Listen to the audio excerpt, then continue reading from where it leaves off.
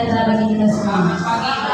Alhamdulillah, bersyukur kita panjatkan kehadirat Allah Subhanahu wa taala, Tuhan yang Maha Esa, karena atas segala rahmat dan karunia-Nya kita bisa berkumpul di ruangan ini dalam keadaan sehat walafiat, tidak mengurangkan suatu apapun dalam rangka kegiatan diseminasi budaya positif yang diselenggarakan oleh komunitas kita OP35 Komunitas Pendidik STS 2018 semoga acara kita ini bisa berlangsung nikmat, lancar, dan mendapat manfaat untuk kita semua. Baik, pertama-tama yang saya hormati Ibu Kepala Sekolah SD Negeri 101835, kemudian yang saya hormati juga Bapak Ibu Guru yang berhadir di ruangan ini, yang saya hormati juga Bapak pemateri kita, Bapak Servisa Budi FGD. Untuk materi kita hari ini yaitu diseminasi budaya positif. Baik, langsung saja Bapak Ibu untuk mempersingkat waktu kita masuk ke acara selanjutnya yaitu yang akan dibawakan oleh Ibu Astika. Kepada Ibu Astika kami minta waktu dan tempatnya dipersilakan.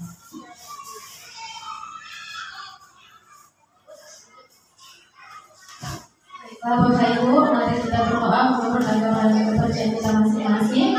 Dan di sini saya akan membawakan doa dalam agama Islam. Bismillahirrahmanirrahim. Ya Allah yang Maha Pengasih dan Maha Penyayang, terima kasih ya Allah kami masih berkumpul di sekolah yang baik ini. Ya Allah, mari kita berkumpul di sini untuk mengikuti seminar. Semoga ini akan menjadi setiap orang ya Allah, kiranya Kau berkati kegiatan kami, jadikan yang berapa baik bagi kami dan seluruh anak didik kami. Ya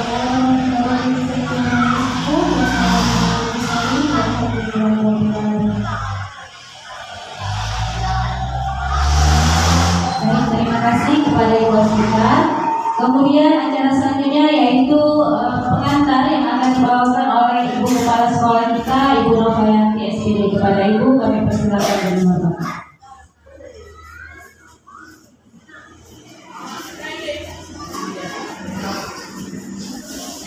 Baiklah, terima kasih.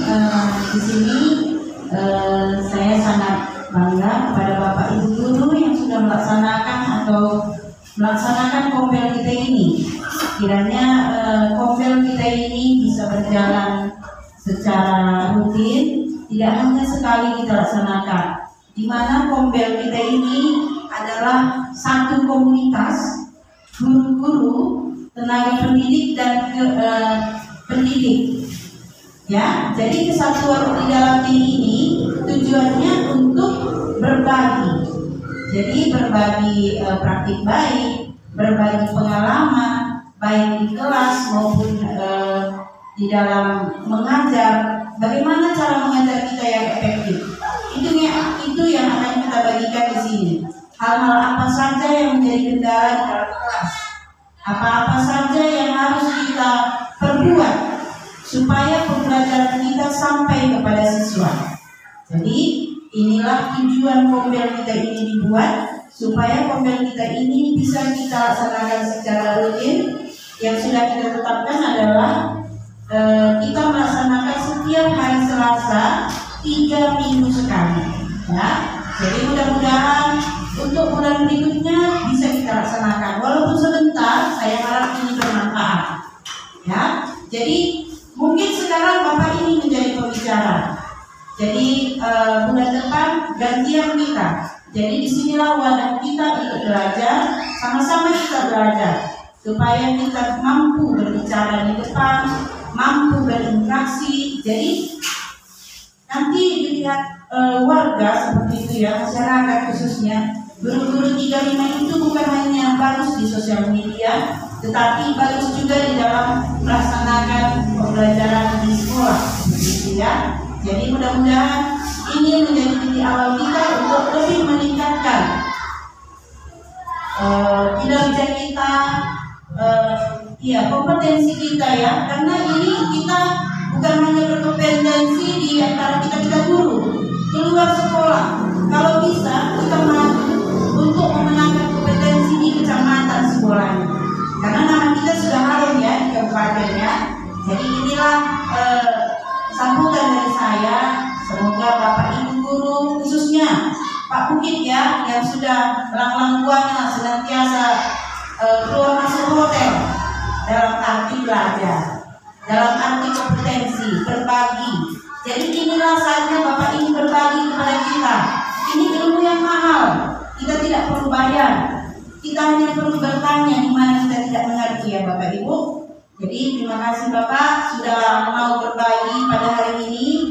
Terima kasih juga kepada Ibu Nurul yang sudah mau menjadi moderator pagi ini. Jadi di mana nanti ada waktu saya mungkin tidak bisa melanjutkan sampai selesai karena ada rapat. Jadi kalian teruskan, semoga kompil kita bermanfaat untuk kita semua. Inilah kata-kata dari saya sedikit, di mana kurang lebihnya saya minta maaf. Terima kasih, selamat siang.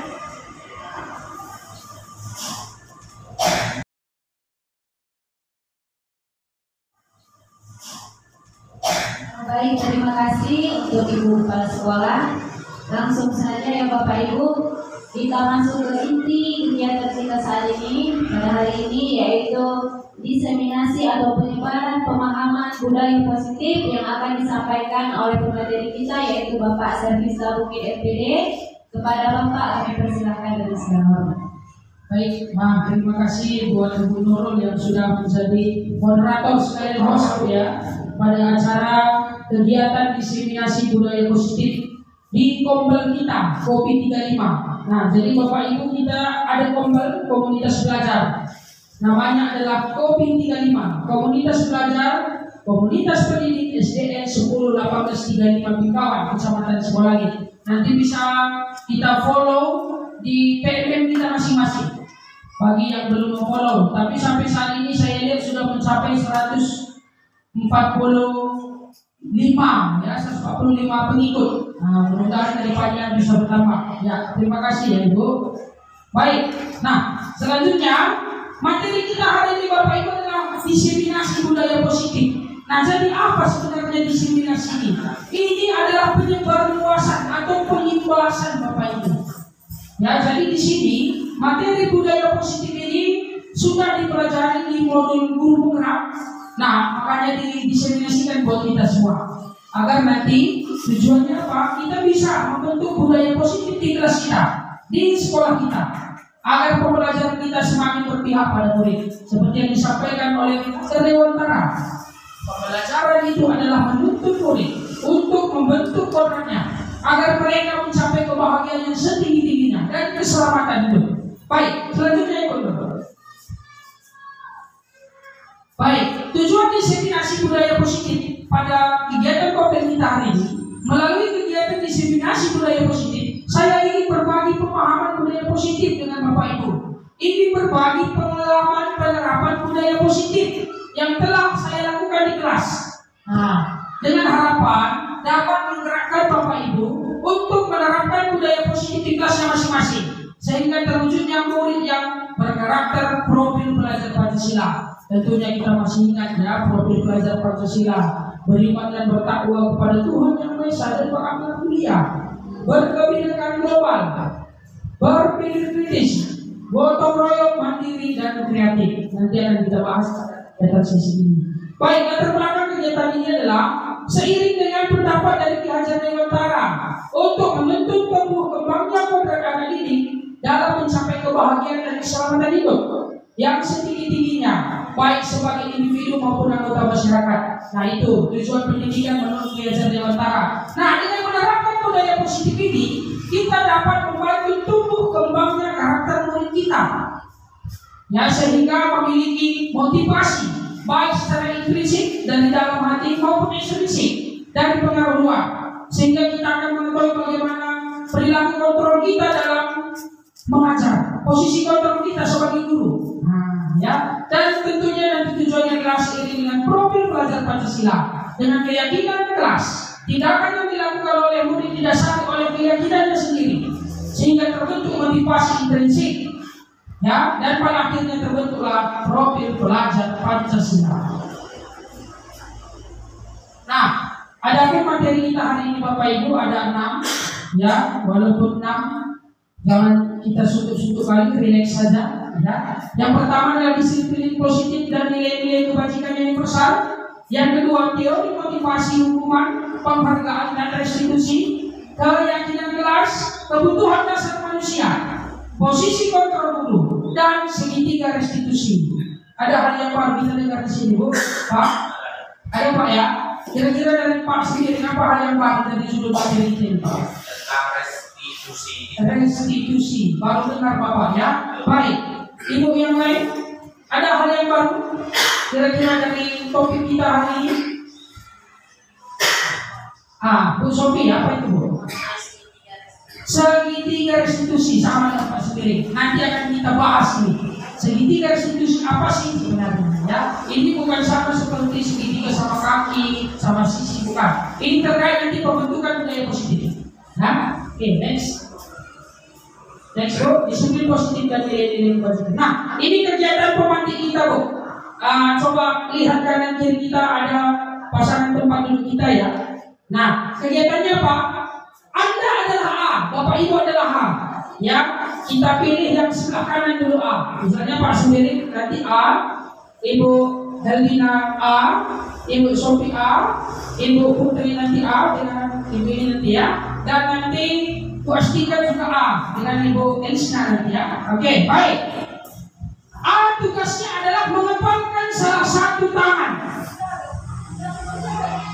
Jika tentang, jika oke, bayangkan bahwa Anda menyimpan sesuatu yang sangat berharga di dalam.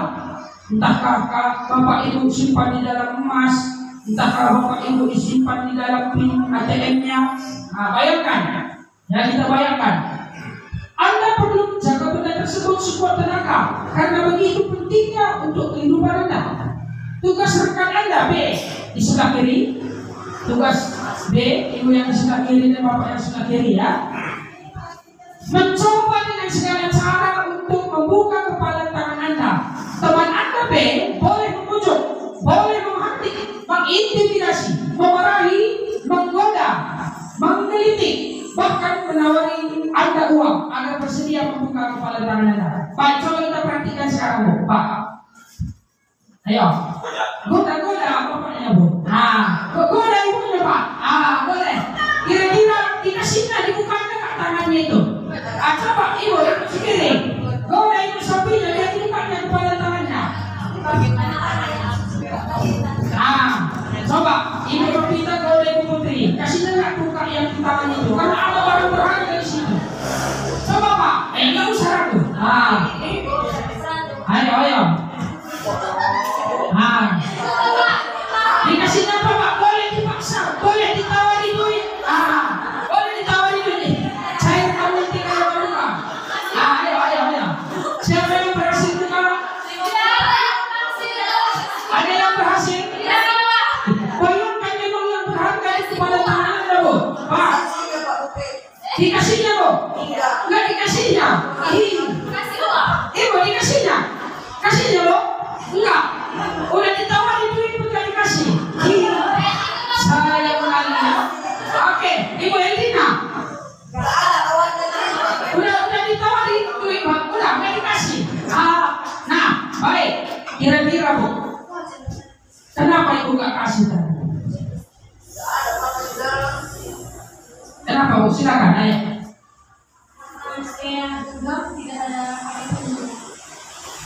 Tidak ada apapun di dalam, tapi kalau Ibu kasih. Kalau saya bilang tadi kita anggap berharga. Entahkah itu emas, entahkah itu password ATM, ya kan? Entahkah itu kunci kereta, kunci sepeda motor.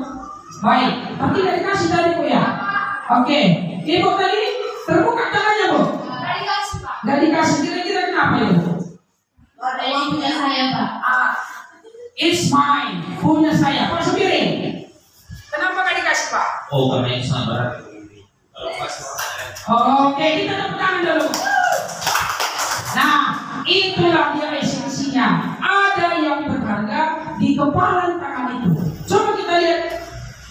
Pertanyaan pertama, apakah Anda membuka kepala tangan Anda? Ada Ada tadi yang membuka?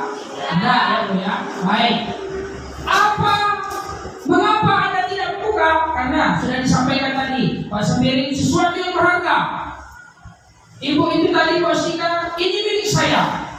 Ya Ibu Putri, nggak saya kasih dong Pak, karena ini milik saya. Baik. Oke. Apakah Anda menutup kepala tangan Anda? Mengapa alasan Anda menutup? Tentunya karena ada yang berharga. Pertanyaan ketiga, dalam kegiatan ini, sesungguhnya siapa yang memegang kendali atau kontrol dalam diri Anda? Coba, Ibu Sophie dulu. Siapa? Silakan. Ini saya sendiri Pak. Oke, bagus. Coba, Bu Elina. Ini saya sendiri Pak. Oke, luar biasa ya. Nah, kita lihat next Bu. Kemungkinan jawaban kita terhadap pertanyaan-pertanyaan pertama dan kedua bervariasi. Ya, tapi saya lihat tadi semua jawabannya tidak membuka karena itu adalah milik saya. Ya, pertanyaan ketiga, siapakah yang sesungguhnya memegang kontrol terhadap dirinya? Jawabannya tentu kita sendiri yang memegang kontrol atas kepala tangan kita. Apakah kita membuka atau menutup kepala tangan kita? Itu bergantung pada diri kita masing-masing, sesuai dengan kebutuhan dasar kita. Nah, jadi di sini mau lihat kebutuhan dasar kita. Kenapa saya genggam megang? Ini kekuasaan saya. Ini saya. Anda tidak bisa mengganggu hak privasi saya. Nah, itulah sebenarnya kontrol diri itu. Demikian juga murid kita. Pak, tadi sering itu Pak saya sampaikan kepada murid kita. Shadow, untuk siapa itu? Ikutin dia Pak. Shadow, mana PR-mu? Ini Pak, selesai Pak. Berarti siapa kontrolnya di situ Pak? Berarti siapa kira-kira kontrolnya? Bukan murid kan Pak, bukan dirinya. Nah, di sini nanti kita akan membahas juga posisi kontrol guru. Tapi ingat Bapak Ibu, ya ada beberapa hal yang perlu kita pahami. Menurut Dr. William Glasser dalam teori kontrol meluruskan beberapa miskonsepsi tentang kontrol diri. Ya, yang pertama, ilusi guru mengontrol murid. Tahu kita ilusi kan Bu? Itu hanya hayalan kita. Senang kali saya ya, bisa saya aturkan relasi aman semua. Saya bagi tugas ini bisa aman semua. Nah, sebenarnya itu ilusi menurut teori kontrol ini. Guru yang tampak sedang mengontrol perilaku murid, hal demikian terjadi karena murid sedang mengizinkan dirinya dikontrol. Kalau nggak dikasih, nggak akan dilakukannya kita buat. Karena diizinkan si murid. Kenapa? Ada di situ kebutuhan dasarnya sudah terpenuhi. Kalau nggak bekerja, itu gimana Bapak Ibu lah? Nanti dapat hukuman. Kita mau melihat itu. Ya, ilusi bahwa semua penguatan positif efektif dan bermanfaat. Mau gimana pun kita buat yang memberikan penguatan pada murid kita, itu masih ilusi dalam teori ini. Usaha untuk mempengaruhi murid agar mengulangi suatu perilaku tertentu adalah usaha untuk mengontrol murid. Bisa jadi murid tersebut tergantung pada pendapat sang guru. Nah, terkadang itu terlalu banyak kita kasih penguatan positif murid kita itu tergantung pada kita. Kalau nggak guru yang bersangkutan lagi, sama seperti sering kita dengarkan Pak ya. Kelas ini kalau nggak guru yang mendengarkan, menyuruh, nggak mau dia kita suruh itu Pak, nggak mau dia itu Bu. Ini Bu ilusinya sebenarnya. Karena apa? Kontrol diri murid itu belum menumbuhkan motivasi intrinsik. Motivasi intrinsik ini nantinya saya mau jadi seperti apa? Ya. Jadi itu jawaban sebenarnya Bu. Kan ini mau kelas, misalnya lah kelas 4 hari, 4 hari, itu serang katakan bisa. Susah kali dikasih tahu. Karena ini tadi terlalu banyak penguatan positif yang kita berikan, jadi guru murid itu menjadi tergantung. Seperti kelas 5 lah contohnya Pak. Oke. Mungkin seperti itu Pak. Ya, kalau nggak gurunya sedang mau lagi dia Bu. Ini yang perlu kita koreksi nanti ke depannya melalui diseminasi ini. Ya, baik. Ilusi bahwa kritik membuat orang merasa bersalah dapat membuat karakter. Sering kita murid kita semuanya gaya pakai ini. Kita kritik keras. Besok berubah pakaiannya karena kritik keras, bukan karena kesadarannya. Nah, ya. Ilusi bahwa orang dewasa memiliki hak untuk memaksa. Nah, ini kita kadang kita sebagai guru, orang tua, orang dewasa di sekolah perlu menyadari bahwa memaksa tidak akan efektif untuk jangka waktu panjang dan semua permusuhan akan terbentuk. Makanya perlu kesadaran diri. Nah, inilah perlu kita pahami bahwa kontrol itu dalam diri kita. Ya, oke, next. Baik, ini dari Stephen R. Covey, ya, bahwa bagaimana seorang bisa berubah dari paradigma stimulus respon, ada stimulus, ada rangsangan, ada respon kita, menjadi pendekatan dari kontrol. Bapak Ibu, ada 5 posisi kontrol dulu dalam pembelajaran yang akan kita bahas kali ini, ya. Baik. Dia menyatakan bahwa bila kita ingin membuat kemajuan perlahan, sedikit-sedikit ubahlah sikap atau perilaku. Nah, jadi yang perlu kita kuatkan adalah perilaku. Namun bila kita ingin memperbaiki cara-cara utama kita, maka kita perlu mengubah kerangka acuan kita. Ubahlah bagaimana Anda melihat dunia, bagaimana Anda berpikir tentang manusia. Ubahlah paradigma Anda. Skema pemahaman dan penjelasan aspek-aspek tertentu tentang realitas. Realitasnya apa? Murid juga memiliki kontrol diri. Nah, itu yang perlu kita ubah. Ya, next bro. Mana disiplin? Ya, Diana Gosset menyatakan disiplin itu adalah disiplina dari bahasa Latin yang berarti belajar. Nah, jadi disiplin itu berarti belajar. Ya. Nah, ada juga artinya discipline adalah arti kata yang sama, yaitu murid atau pengikut. Nah, discipline, ya, murid atau pengikut. Untuk menjadi seorang murid atau pengikut, seseorang harus paham betul bahwa alasan mengapa mereka mengikuti suatu aliran atau ajaran tertentu, sehingga motivasi yang terbangun adalah motivasi intrinsik. Nah, ini yang perlu kita tumbuhkan pada murid kita, Bapak Ibu. Motivasi intrinsik, ya. Nah, menurut Belajar Dewantara, di mana ada kemerdekaan, di situ harus ada disiplin kuat. Jadi kita harus sama pemahaman kita bahwa ini kurikulum merdeka, merdeka gimana? Ini kuncinya, Bapak. Disiplin yang kuat. Bukan berarti merdekanya murid bebas, ya, guru tertekan dengan berbagai aplikasi-aplikasi, berbagai administrasi. Tapi ini esensi merdekanya adalah disiplin diri atau self-discipline, ya, yaitu kita sendiri yang mewajibkan kita dengan sekeras-kerasnya, ya, untuk memiliki kecakapan diri, ya. Nah, namun kalau kita tidak bisa itu mencapai disiplin diri, jadi wajiblah penguasa lain mendisiplinkan diri kita. Nah, ya, namun dalam mendisiplinkan orang perlu nanti kita lihat tuh, mendisiplinkan murid, posisi kontrol kita, apa dampaknya nanti, ya. Dan peraturan demikian itulah harus yang ada di dalam suasana yang merdeka. Nah, jadi bisa kita pahami, ya, kurikulum merdeka itu esensinya adalah disiplin yang kuat. Itulah merdekanya, ya. Next go.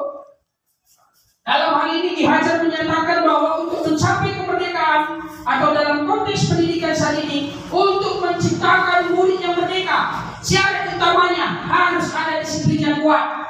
Nah, kalau sudah ada disiplin kuat, itulah merdekanya, ya. Disiplin yang dimaksud adalah disiplin dari dalam diri atau motivasi internal, dorongan dari dalam diri, bukan dari eksternal.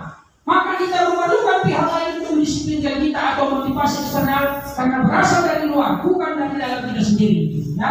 Oke, next book. Nah, adapun teori kontrol, Anda tidak bisa mengontrol orang lain, hanya Anda yang bisa mengontrol diri Anda sendiri. Jadi kalau kita mau mengubah orang lain, kita ubah awal dari diri kita. Nah, ya, tidak mungkin kita, kau nak aku begini pakaianmu, tapi kita pun belum begitu pakaian kita. Mau lihat kalau kita berpakaian rapi, mari kita kasih contoh. Nah, itulah sebenarnya kontrol dari dalam diri. Ya, baik. Disiplin positif adalah menanamkan motivasi intrinsik.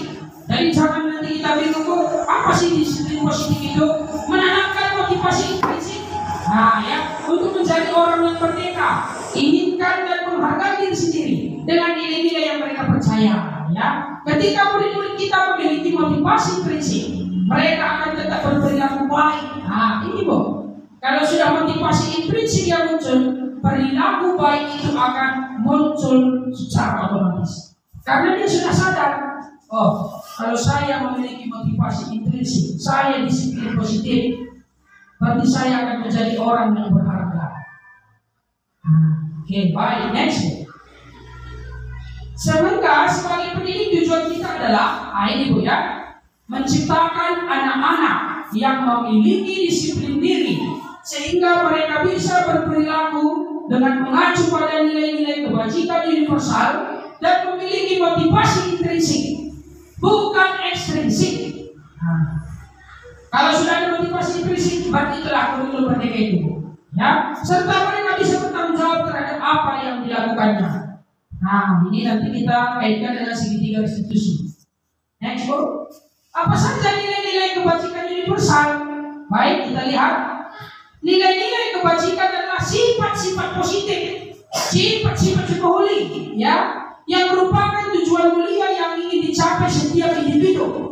Nilai-nilai tersebut bersifat universal dan lintas bahasa, suku bangsa, agama maupun latar belakang. Nah, nilai-nilai kebajikan itu kita kenal dengan istilah virtu atau nilai-nilai kebajikan. Ya, next. Nah, nilai kebajikan yang kita harapkan sesuai yang pertama tadi di latar belakang, yaitu profil pelajar Pancasila. Kita lihat Bu, beriman, bertakwa kepada Tuhan Yang Maha Esa dan berakhlak mulia. Nah, ini kemarin waktu kita kegiatan merumuskan visi itu, visi sekolah. Dalam kegiatan sebelumnya kita sudah cerita tentang akhlak. Inilah akhlak yang dimaksud, ya. Akhlak beragama, berarti menjalankan ajaran agamanya. Akhlak pribadi dirinya, mencintai dirinya sendiri, ya. Akhlak kepada manusia, kepada sesama, ya, kepada alam, lingkungan kita, kepada negara, sebagai kewajiban kita sebagai warga negara yang baik.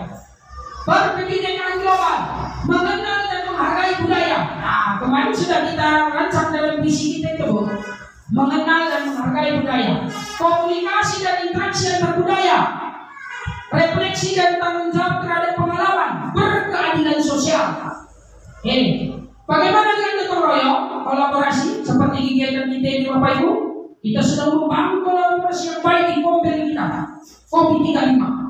Ya, kita harus menciptakan kepedulian kita terhadap Kompel kita dan saling berbagi. Seperti yang disampaikan oleh Ibu Kepala Sekolah tadi di awal. Menjadi pemateri di depannya kita akan bergantian semua Bapak Ibu. Ya, itu topik-topiknya nanti kita rumuskan bersama. Kreatif, bagaimana sih yang kreatif?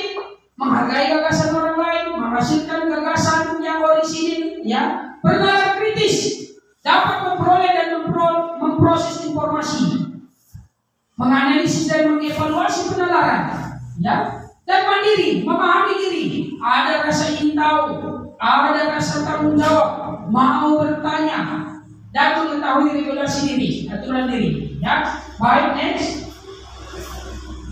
Nah, nilai-nilai kebajikan yang ingin dicapai oleh setiap anak Indonesia zaman sekarang adalah profil pelajar Pancasila. Oke, next. Baik. Nah, sekarang kita lihat teori motivasi, hukuman dan penghargaan serta restitusi. Apa tadi motivasi kita sebenarnya? Motivasi intrinsika, ekstrinsika. Kalau masih motivasi ekstrinsik, berarti kita belum merdeka seutuhnya. Baik, kita lihat. Nah, motivasi internal. Biasanya anak-anak itu mau melakukan suatu perintah guru gara-gara ini untuk menghindari ketidaknyamanan atau hukuman. Hei nak, siapkan PR-mu, siapkan tugasnya, besok kita periksa siapa yang tidak selesai menyalin 100 baris, misalnya, ya, menyalin, saya ingin menyelesaikan PR, menyalin beberapa baris. Apa yang akan terjadi apabila saya tidak melakukannya?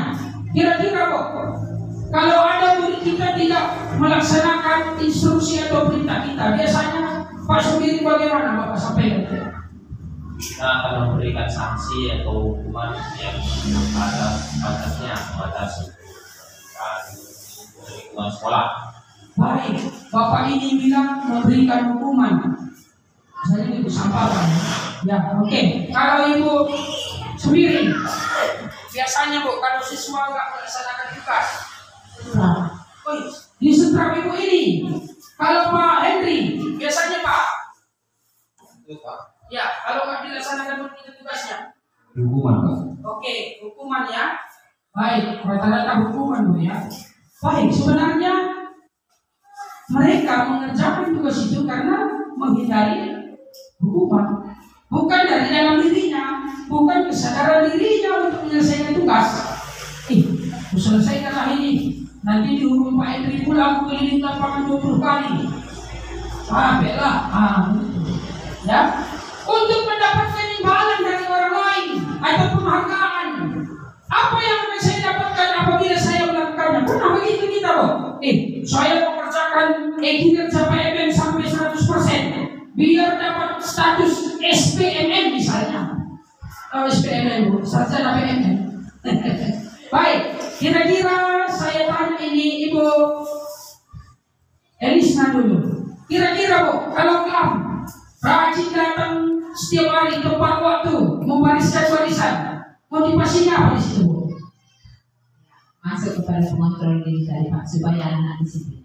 Oke. Ini yang luar biasa. Berarti itu sudah motivasi intrinsik bagi anak satu tahun bagi ini. Oke, baik, kita lihat ya, sesuai jawaban. Untuk menghargai diri sendiri, inilah Bu, Pak, saya lakukan ini biar saya menghargai diri saya. I am a teacher loh, saya seorang guru. Oke, nanti dapat hadiah minum air mineral dari Indomaret. Oke, murid diminta untuk pusat 15 kali, itu adalah hukuman. Oke, ya. Karena tidak menggunakan masker, kenapa? Karena wajib masker, berarti itu aturan. Kalau dia melanggar aturan itu hukuman. Ya, oke. Menggantikan kertas tugas teman yang dicoret, ya konsekuensi dong, namanya mengganggu orang. Iya kan? Yang ketiga tadi Pak, Bapak mungkin coba Ini hukuman tuh. Oke, hukuman. Siapa tadi? Itu. Ibu sendiri tadi kita kasih tentangan. Oke, menggantikan kertas tugas teman, konsekuensi ya. Oke, selanjutnya kasih kartu Pak air di meja tulis. Ini juga konsekuensi. Ini tulis siapa ya? Bu Elina. Oke, kasih tepuk tangan. Oke, murid disuruh untuk tidak menggunakan sepatu seharian. Itu adalah hukuman. Karena sudah ada aturan pakai sepatu hitam. Oke, lebih semangat lagi loh, ya. Lari mengelilingi lapangan. Itu adalah konsekuensi. Kan nggak ada aturan di PJOK, ya. Nggak ada di PJOK. Terlambat datang PJOK 2 lari. Tapi tiba-tiba itu bapak gurunya nih, kamu terlambat ya? Konsekuensi itu kita harus dari lapangan. Oke, baik, next Bu. Kita harus dulu ya. Dipakai itu Bu, tidak aman. Oke, berdasarkan bagian di atas, maka dapat kita simpulkan hukuman bersifat terencana. Terencana Bu. Ada aturan pakai sepatu hitam. Tidak, kalau melanggar dapat hukuman. Oke.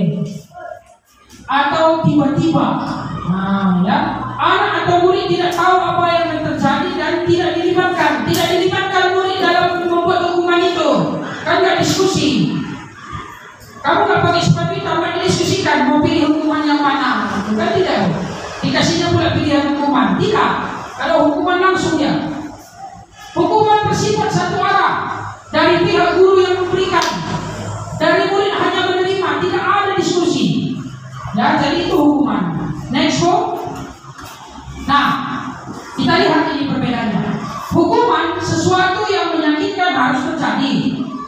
Kalau konsekuensi sesuatu harus terjadi, ya saya sudah menumpahkan air, terjadi, saya harus mengelap air itu, mengelap. Kan sudah tumpah, misalnya lewat kawannya di situ ada tupperware tempat minum tersenggol jatuh, terjadi, harus dilap. Mengelap itu dia bukan hukuman, tapi konsekuensi. Ya, oke. Membuat anak sakit hati, sakit fisik untuk jangka waktu yang lama sehingga muncul rasa dendam pada guru tersebut. Jadi kalau biar kita nggak jadi campur itu, kita pilih saja konsekuensi. Gitu ya.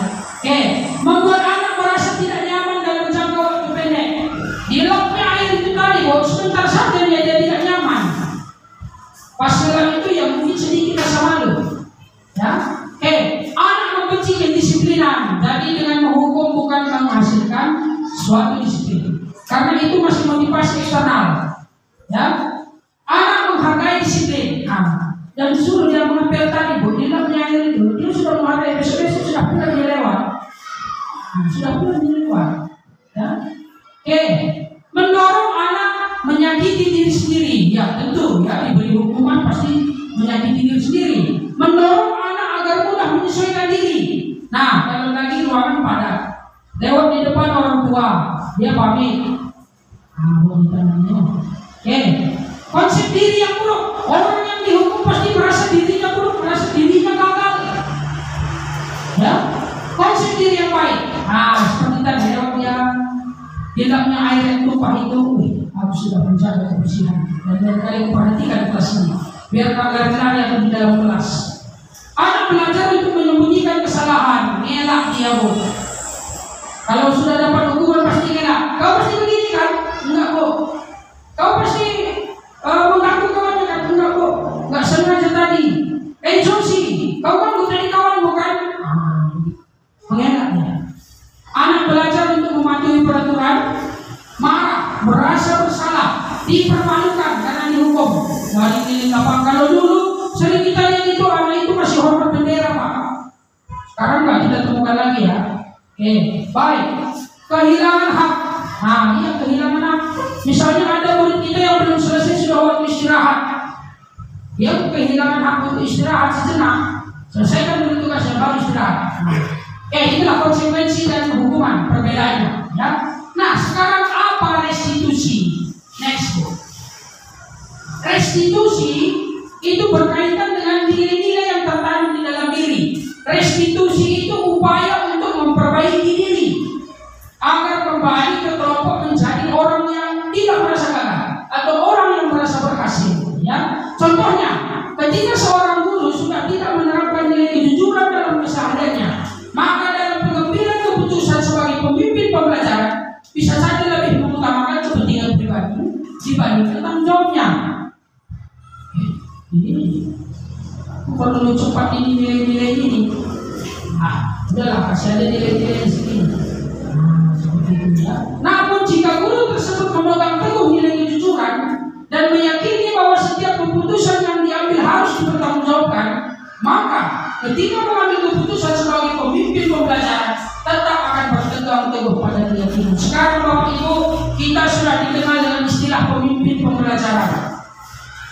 Pemimpin pembelajaran itu sebagai manajer nanti. Ya? Baik, next. Nah, 9 ciri-ciri restitusi bukan untuk menebus kesalahan, namun untuk belajar dari kesalahan. Biasanya kita kasih hukuman itu untuk menebus kesalahan, bukan mempelajari apa yang dari salah itu. Ya, memperbaiki hubungan. Dengan restitusi ini kita bisa menjalin hubungan yang lebih baik dengan guru dengan murid. Ya, tawaran bukan paksaan. Restitusi menuntut untuk melihat ke dalam diri, introspeksi diri. Ya. Restitusi mencari kebutuhan dasar yang mendasar tindakan. Ada 5 kebutuhan dasar manusia nanti akan kita bahas. Restitusi fokus pada karakter bukan tindakan. Fokus pada solusi. Nah, ini nanti Bu. Segitiga restitusi ini meminta murid yang memberikan solusi atas masalahnya. Nanti bisa kita lihat ya. Restitusi mengembalikan murid yang berbuat adalah yang tidak lagi merasa gagal atau merasa salah kembali pada kelompoknya. Next. Bolehkah kita memberikan penghargaan kepada murid? Nah, sekarang gimana kira-kira Bapak Ibu? Boleh kita kasih penghargaan kepada murid? Ibu? Boleh? Ibu? Itu? Bapak? Boleh? Bapak? Boleh ya? Baik. Ibu yang di belakang? Boleh Pak. Boleh. Baik. Kita cek. Memberikan penghargaan atau reward kepada murid.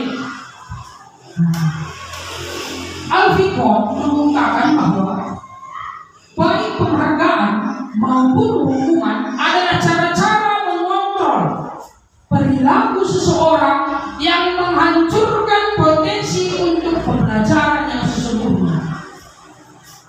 dan potensi. Bahkan bisa menghancurkan hukum. Pernah ya Bapak Ibu lihat satu orang atau dua orang murid kita yang berprestasi itu, satu bangku mereka biasa itu, dulu sama, kawan kompak, dekat, bahkan mereka itu seperti sahabat. Pas pengumuman juara loh, satu dua dia, atau mungkin satu juara satu lagi tidak mendapat juara. Gimana kira-kira hukumannya biasa? Jadi tetap. Inilah dapat penghargaan. Ya, menurut God secara ideal tindakan belajar itu sendiri penghargaan sesungguhnya tidak akan memberikan penghargaan nilainya sama dengan menghukum seseorang. Seperti itu, penghargaan dalam belajar itu menghukum seseorang, menghancurkan potensi, menghancurkan hubungan. Karena ada rasa tidak enak lagi, maka rasa iri. Jadi bagaimana seharusnya next one? Oke, stop dulu. Balik. Jadi seharusnya penghargaan itu kita lihat momennya. Kalau lomba biasa dapat penghargaan, ya kan? Lomba ini nanti kita lagi belajar membentuk karakter, menuntun murid. Nah, ya, baik. Jadi sebaiknya kita lihat momen penghargaan itu kapan yang baik. Kalau di lomba silakan. Kalau dalam belajar tolong dipertimbangkan, karena banyak berbagai faktor yang bisa merusak hubungan antar temannya. Ya, next. Nah, disitulah kita perlu memahami yang adanya keyakinan kelas. Seperti yang kita bahas tadi, keyakinan di kelas itu berdasarkan nilai-nilai kebajikan universal atau virtu. Ya. Mengapa tidak peraturan saja? Mengapa keyakinan kelas? Pernah kira-kira muncul pertanyaan di Bapak Ibu? Kenapa nggak dibuat lagi aturan kelas? Tapi sekarang itu yang populernya kesepakatan kelas, keyakinan kelas. Sekarang sudah bergeser menjadi keyakinan kelas. Kenapa? Nah, ini dia. Ini mengapa kita memiliki peraturan harus menggunakan helm bila mengendarai kendaraan roda dua? Supaya safety, ya, supaya safety. Nah, mengapa kita memiliki peraturan 3M menggunakan masker, mengatur jarak supaya aman dari segi kesehatan? Ya, mengapa kita memiliki peraturan harus datang tepat waktu saat mengikuti pendidikan? Untuk menemukan disiplin. Nah, untuk mendukung motivasi intrinsik kembali ke nilai-nilai atau keyakinan lebih mengarahkan seseorang dibandingkan mengikuti serangkaian peraturan. Jadi itu alasannya, Bu. Mengapa kita pilih keyakinan kelas? Karena kita meyakini nilai-nilai kebajikan. Kalau sudah nilai-nilai kebajikan kita yakini Bapak Ibu, itu yang akan menumbuhkan motivasi intrinsik sehingga terwujudlah merdeka belajar. Nah itu cara berpikirnya, ya. Baik. Nah sekarang kita lihat, Bu. Peraturannya ini beberapa peraturan yang mungkin sering kita lihat. Ya. Coba dari peraturan ini yang pertama, selalu kembalikan buku ke tempatnya. Kita mau melihat keyakinan kelasnya dulu. Apa nilai-nilai kebajikannya di sini? Selalu mengembalikan buku ke tempatnya.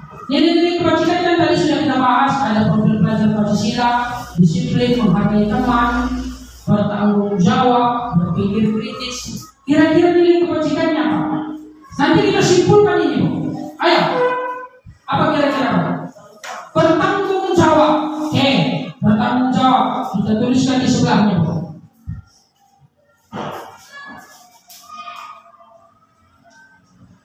Bertanggung jawab.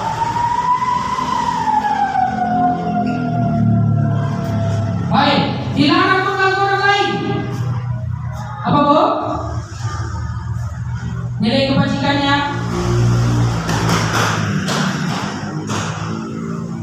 Ayo, menghargai kah? Menghargai. Ibu ini menghargai.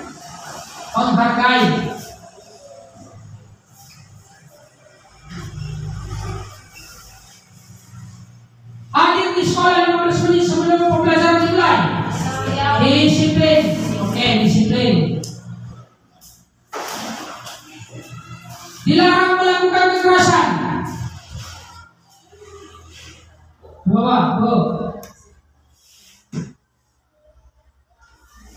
dilarang melakukan kekerasan.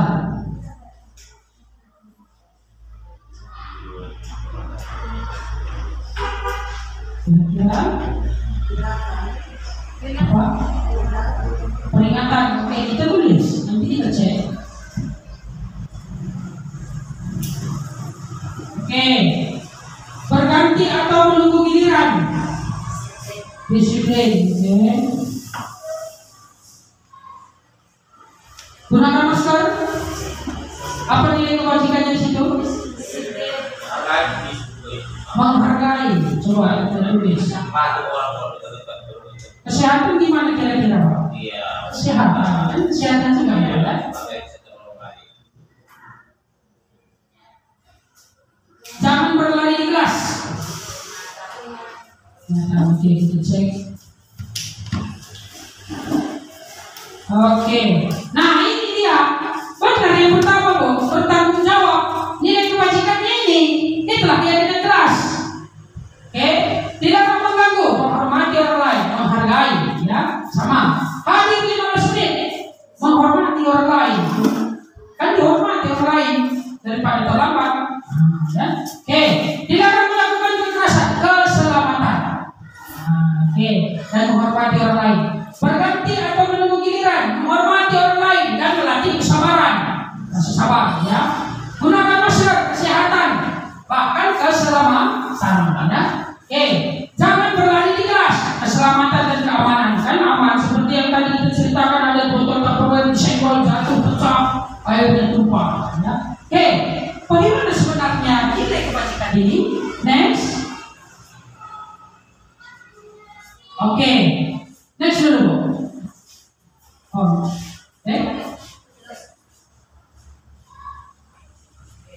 Oke, ini dia. Ciri-ciri keyakinan kelas, bahasanya abstrak, universal, bentuk positif, positif semuanya tadi. Dapat diterapkan, kesehatan dapat diterapkan, ya.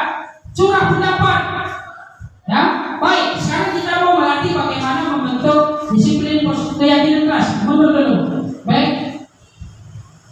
Terus, baik, stop, mundur. Oke, urutan langkah-langkah dalam menetapkan keyakinan kelas. Inilah nanti proyek kita, Bu. Kita mau menghasilkan keyakinan kelas di kelas kita masing-masing.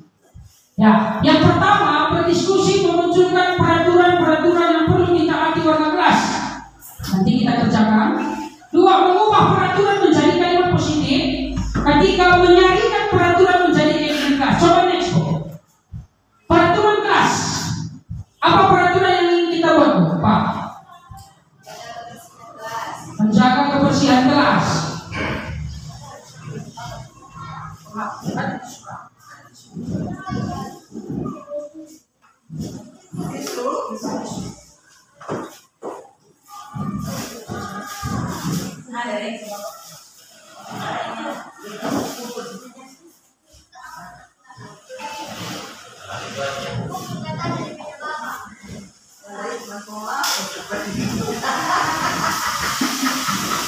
Baik. Peraturan kelas. Cek. Apa kira-kira peraturan kelas yang ingin kita buat, Bu? Jadwal kebersihan. Ya, peraturannya apa, Bu? Menyapu kelas, Ya. sekolah. Jangan buang sampah sembarangan. Jangan buang sampah sembarangan.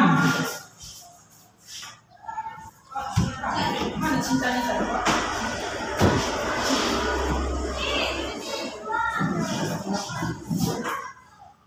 Jangan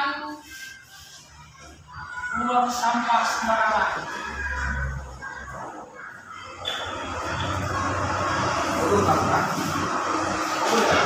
Oke, lanjut, Bu. Jangan terlambat.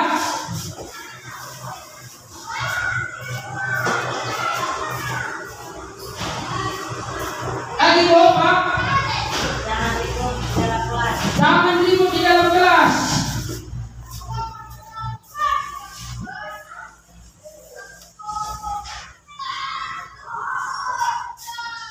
Jangan ribut dalam kelas sudah termasuk jangan berkelahi juga dalam kelas. Ya.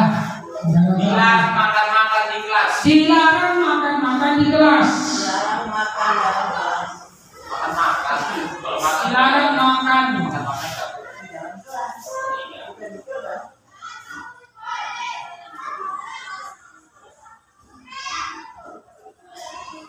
Oke, lagi.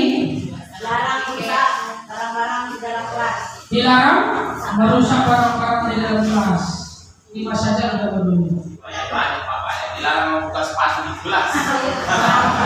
Tahu. Mendengarkan guru sedang mengajar. Itu peraturan dilarang dulu. Oke, pertama tadi kan kita memasukkan peraturannya. Ada yang kalimat negatif, ada yang kalimat positif. Next go. Ini peraturan kelas yang kita sampaikan. Nah, kita ubah ini ke dalam kalimat positif. Next, kita ubah. Apa kalimat positifnya ini, Pak? Apa? Menjaga kebersihan kelas.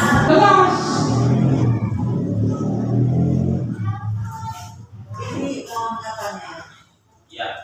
Ini kalimat negatif. Ini negatif itu positifnya. Dari mana? Oke, jangan terlambat. Kalimat positifnya, Bu.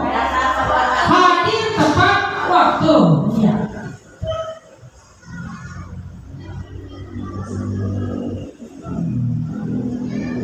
Oke. Jangan ribut di dalam kelas. Menjaga ketertiban kelas.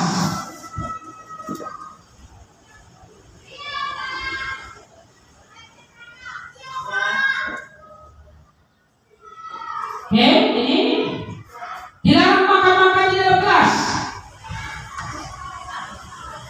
Pakai yang positifnya. Ya. Makan-makan di waktu istirahat. Iya. Makanlah makanan di waktu istirahat. Makanlah di kantin. Makanan di kantin lah kita buat ya, karena ada chipnya. Dilarang merusak barang inventaris kelas. Jagalah barang inventaris kelas.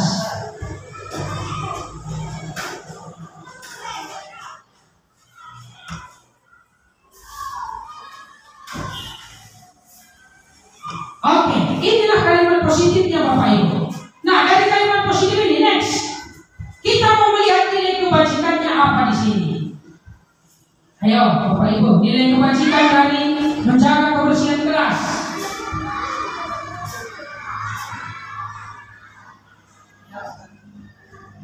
Kalau kita menjaga kebersihan kelas, nilai kebajikannya apa? Kebersihan. Kebersihan.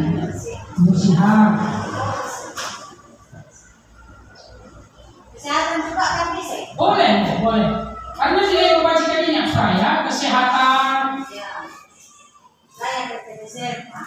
Oh, Iya jelas ya, kita punya nyamuk pun tak ada ya. Oke, hadir tepat waktu. Disiplin, menghargai waktu ya. Hargai gurunya di dalam Pak. Ya, disiplin, menghargai. Menghargai siapa? Guru dan teman. Kawannya sudah belajar, dia datang terlambat dan tidak menghargai lagi. Menjaga ketertiban kelas. Apa nilai kebajikannya? Keamanan. Keamanannya, keamanan.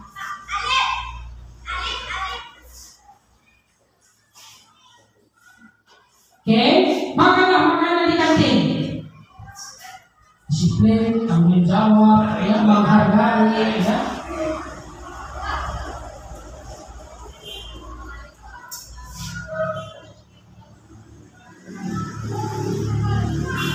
Oke, jagalah barang inventaris kelas.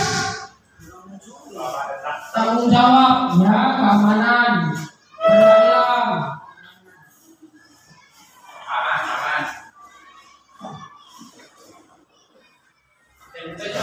Tetap berbeda.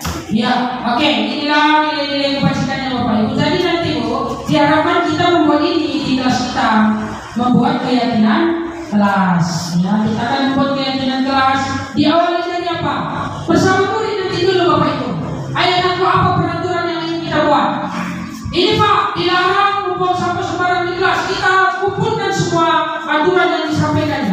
kita ubah menjadi kalimat positif.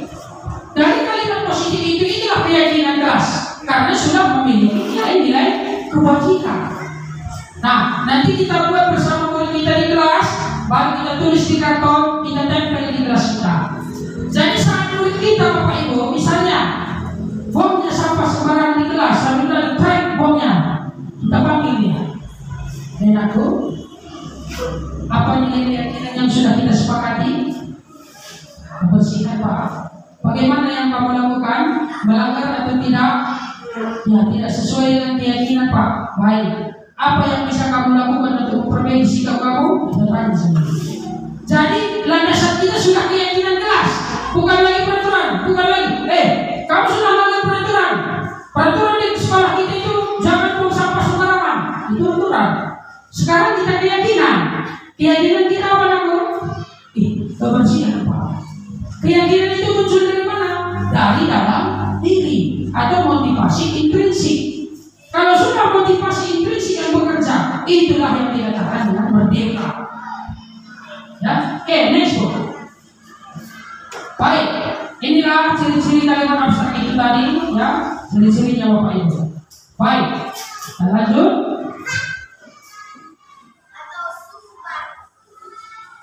Next.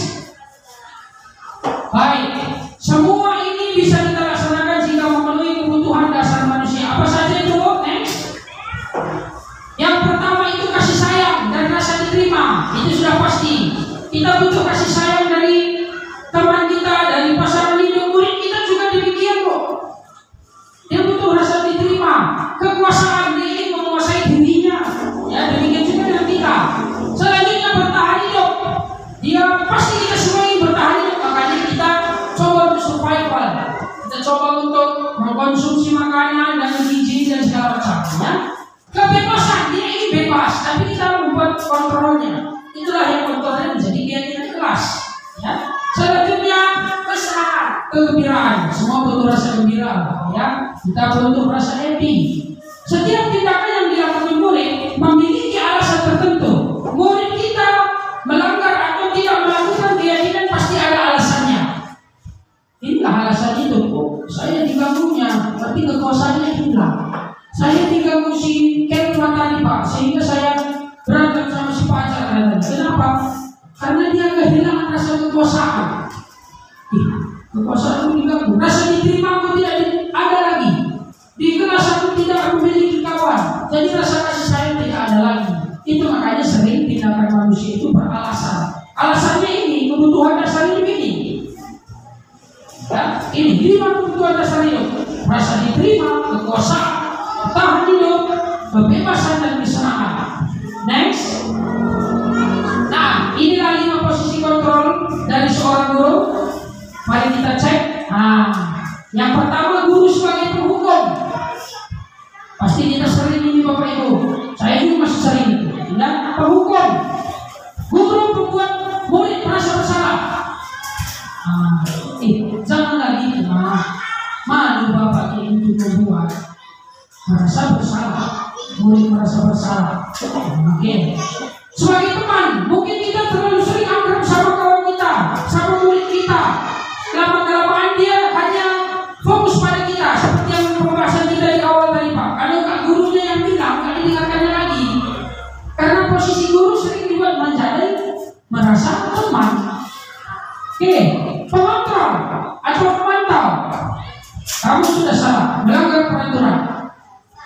Kamu sudah salah, tidak membuang sampah pada tempatnya. Itu pengontrol. Ya, manajer. Nah, ini yang akan diharapkan muncul dalam diri kita, Bu. Pak, kita sebagai manajer, kita melaksanakan segitiga restitusi. Baik, next Bu. Coba ditayangkan. Tenang saja. Di bawah dekat tulisan Merdeka Belajar.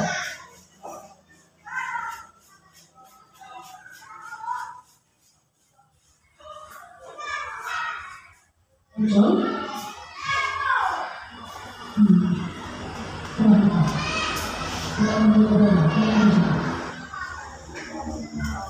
Oke, kita saksikan sebentar Pak.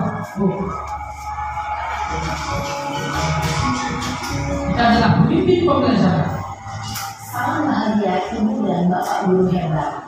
Dalam penerapan disiplin positif restitusi, salah satu program yang dikembangkan adalah 5 posisi kontrol. 5 posisi kontrol dalam restitusi adalah proses perjalanan seorang pendidik agar dapat mengenali dirinya. Pada video kali ini, kita akan membahas tentang 5 posisi kontrol yang dikembangkan oleh Dayang dosen dan contoh penerapannya. Ini contoh kontekstualnya di sekolah nanti diterapkan. Kalau kita lihatnya, 5 posisi kontrol itu adalah: 1. Posisi penghukum. 2. Posisi pembuat merasa bersalah. 3. Posisi teman. 4. Posisi pemantau atau monitor. Dan 5. Posisi manajer. Untuk memahami 5 posisi tersebut, mari kita saksikan kasus Naden dan terlambat hadir 20 menit di sekolah dan melihat bagaimana 5 posisi kontrol dalam menghadapi masalah tersebut. ini posisi penghukum.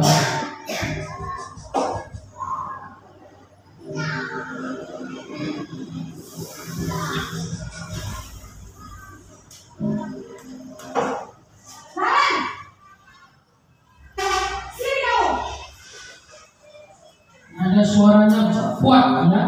Selalu terlambat. Kamu deh, pasti terlambat. Kamu, saya Apa coba? Alasan kamu Ini menghentak ya. kapan sih kamu tidak terlambat? Kenapa kamu yang kerjanya? saya Dasar pemalas. Tidak sempat si murid menerima menyampaikan pendapatnya. Kamu terlambat. Sana, kamu keliling lapangan basket 2 kali. kenapa saya harus keliling lapangan basket, Bu? Kenapa? Kamu melawan ibu. Berani-beraninya jawab. Sudah terlambat, masih berani jawab pula. Sekarang, keliling lapangan basket. Nah, ditambah lagi, tiba-tiba peraturan hukumannya berubah. Tiba-tiba, inilah penghukum. Posisi penghukum biasanya berbicara dengan nada tinggi, menghardik, menunjuk-nunjuk, menyakiti, dan menyindir. Hukuman bisa berupa fisik maupun psikis. Ibu dan Bapak Guru hebat.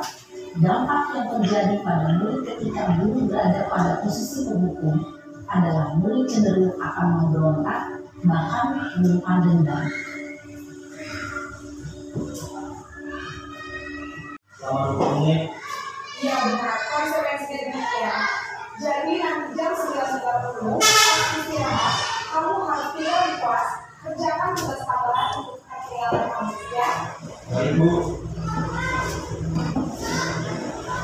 Posisi pemantau mengandalkan penghitungan atau data untuk mengontrol murid. Ini juga sering kita gabung. Murid berdasarkan Kita menyampaikan konsekuensi, namun terkadang kita melakukan itu hukuman. Sebenarnya konsekuensinya ekspresi wajah yang datar dan cenderung formal. Nah, ini posisi manajer yang ingin kita capai.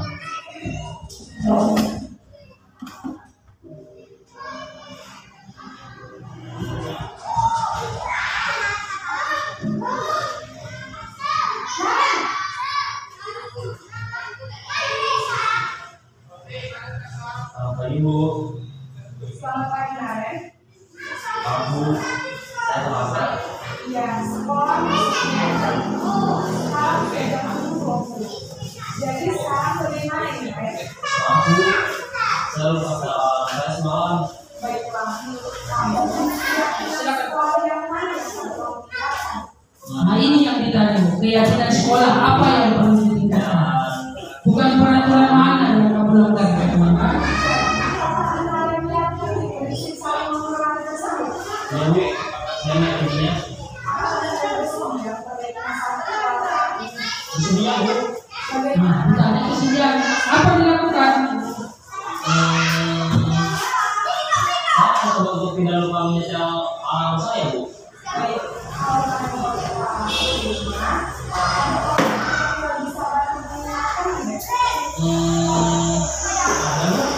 Kata saya, Kak Emma.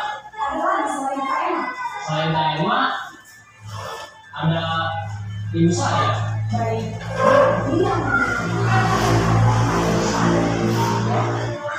Kira-kira akan mulai saat Nah ini yang kapan kamu mulai? baik.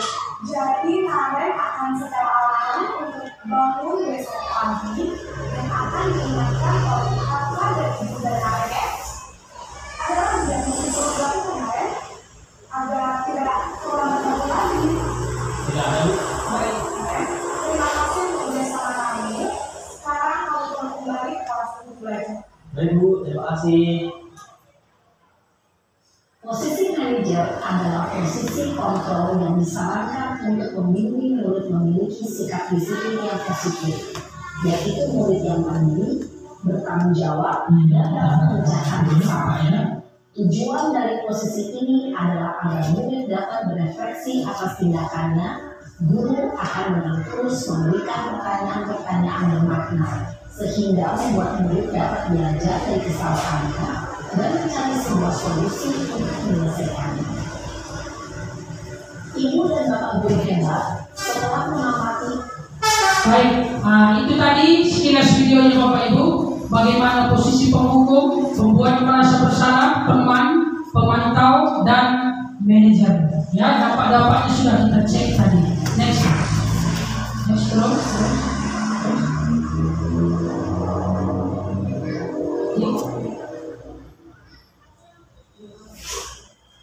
Baik, posisi kontrol apa yang pernah Anda lakukan sebagai pendidik? Mari kita refleksikan diri kita masing-masing. Oh, selama ini saya masih sebagai penghukum. Saya masih dominan menghukum. Saya memang sudah menjadi teman bagi si murid. Tapi pas guru yang lain masuk, murid tersebut tak mau mendengarkan. Saya sering membuat murid merasa bersalah. Kira-kira bagaimana solusinya? Mari kita menjadi manajer. Ya, posisi kontrol yang baik adalah posisi kontrol manajer.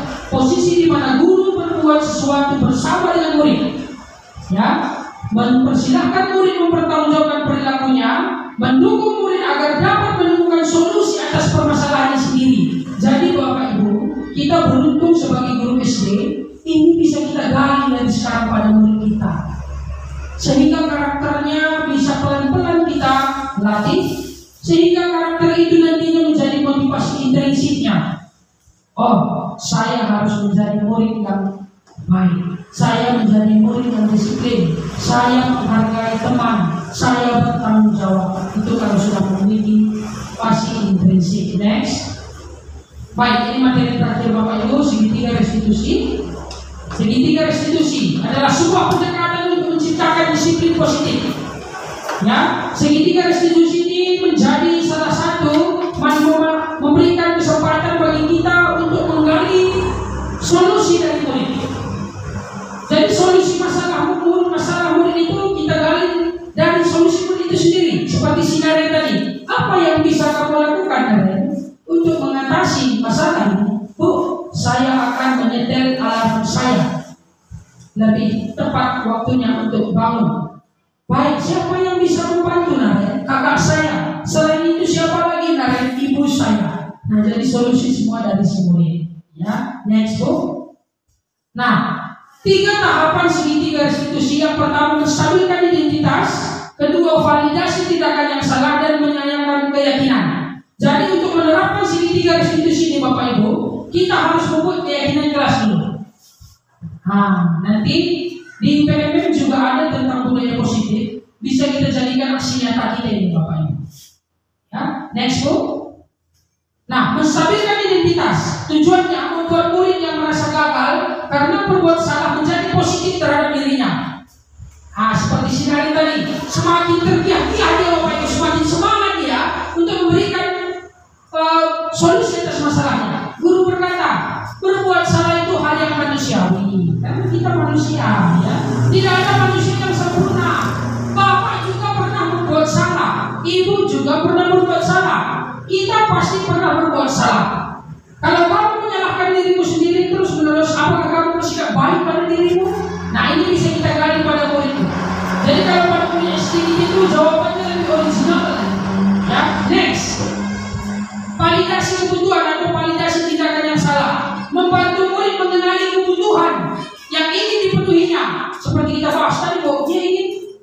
ingin penguasaan, dia ingin dihargai, dia ingin survival. Ya, apa yang penting bagi kamu? Nah, ya, next. Menanyakan keyakinan. Nah, ini keyakinannya nanti kita kaitkan dengan keyakinan kelas yang sudah kita buat di kelas. Ya, apa nilai yang kita percaya di kelas? Membuang sampah pada tempatnya. Nilainya adalah kebersihan. Jadi kalau ada kita buang sampah sembarangan, kita tanyakan, apa keyakinan di kelas kita? Nah, kebersihan kelas, Bu. Kebersihan kelas, Pak. Kamu ingin jadi seperti apa? Saya ingin menjadi murid yang menjaga kebersihan. Apa yang kamu lakukan? Saya akan menerapkan membuang sampah pada tempatnya. Nah, ini contoh segitiga restitusi yang sudah saya laksanakan di kelas. Bisa sebagai referensi buat kita berdua.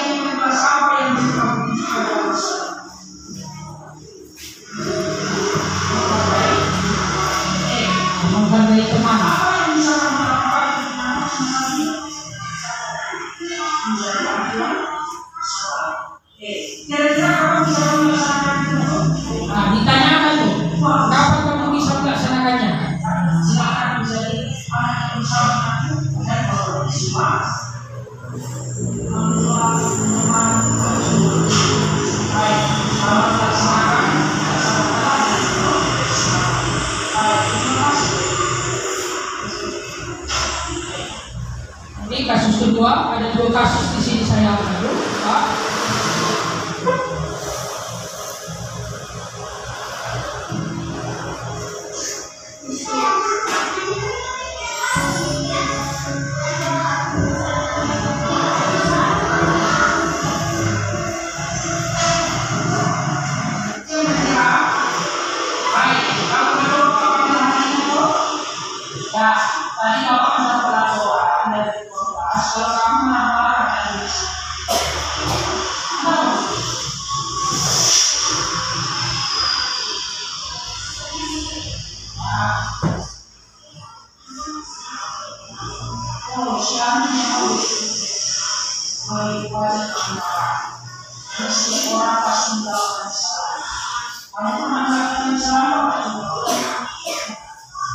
Namun di sini Bapak tidak mau mengajari saya.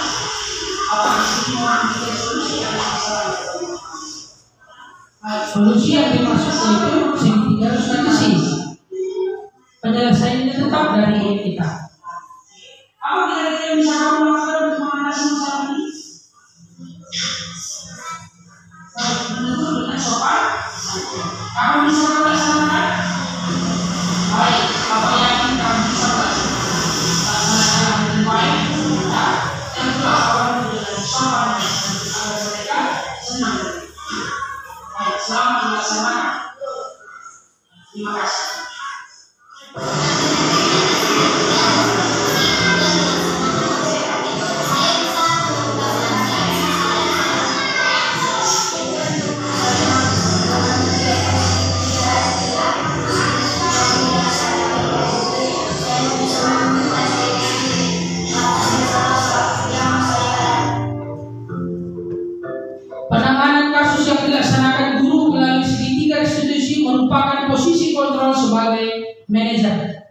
dengan mengajukan pertanyaan-pertanyaan bermakna dapat memotivasi murid secara intrinsik untuk menjadi anak yang mandiri dalam menyelesaikan masalahnya. Ya.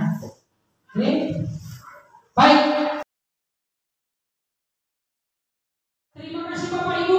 Inilah rangkaian materi kita terkait diseminasi budaya positif.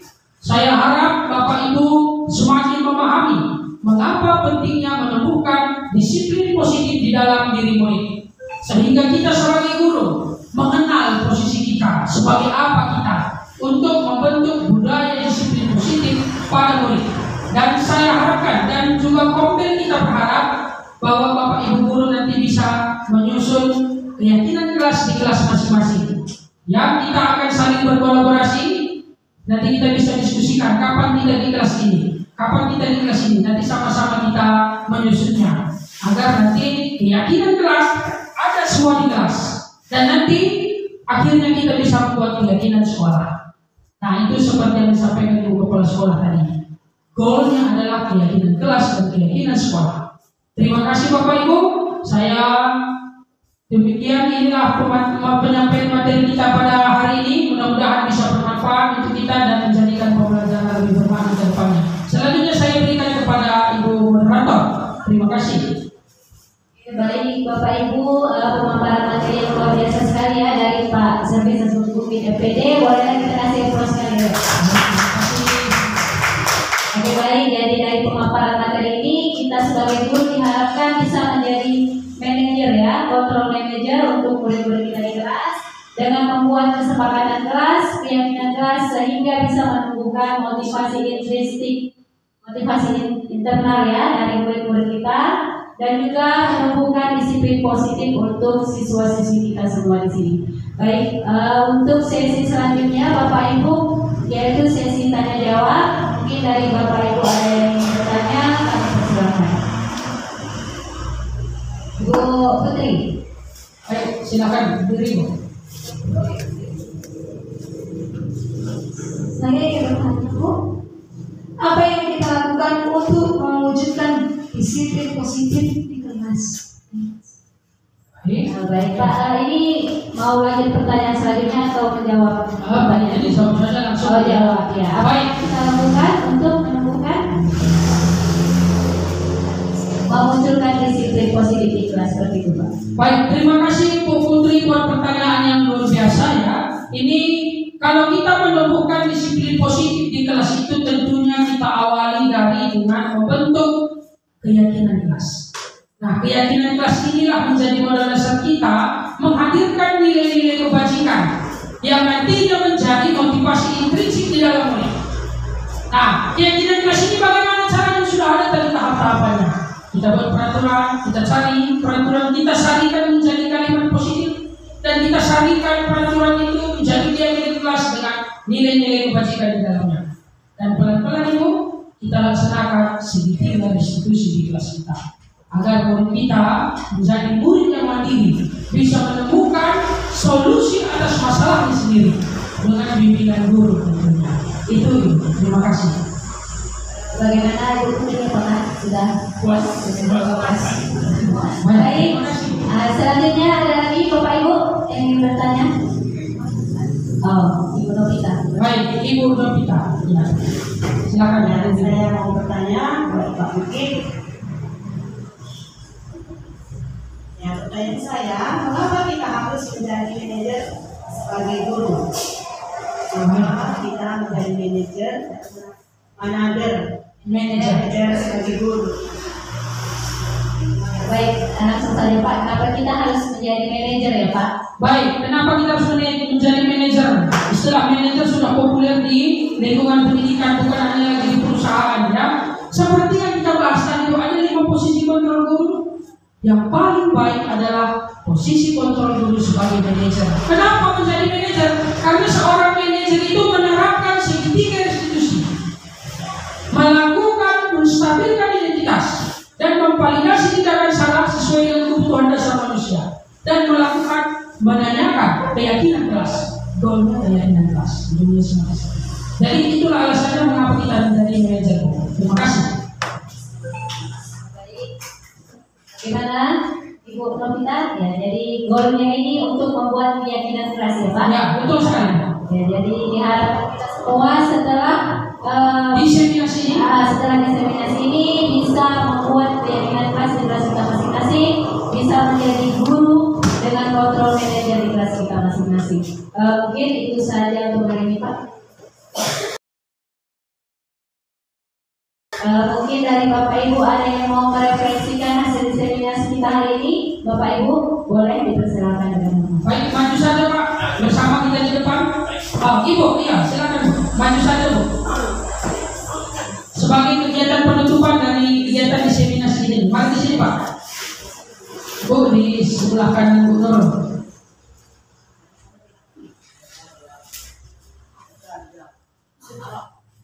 Baik, Bapak Ibu, terima kasih atas kesempatan waktu yang diberikan. Dan jadi dengan setelah mengikuti diseminasi daripada budaya positif, saya sebagai guru kelas 3, saya akan menerapkan keyakinan kelas dengan membuat keyakinan kelas ini bersama dengan murid-murid dan akan melaksanakannya bersama juga. Jadi itu adalah tekad saya untuk selanjutnya nanti. Itulah tekad saya. Sekian dan terima kasih. Baik, kita beri tepuk tangan buat ini Spiring ya. Sekarang silakan Ibu Spiring. Terima kasih. Saya sebagai guru kelas mencakup dengan guru muatan lokal akan menerapkan keyakinan kelas di kelas saya sendiri. Terima kasih. Baik, kita kasih tepuk tangan Bu. Baik. Terima kasih Pak. Terima kasih untuk Bapak dan Ibu, boleh kembali ke tempat duduknya. Baik, setelah kegiatan refleksi ini, dengan demikian berakhir pula acara kita pada siang hari ini Bapak Ibu. Terima kasih atas kehadirannya dan peluang waktunya. Semoga komunitas belajar kita bisa terus berkembang.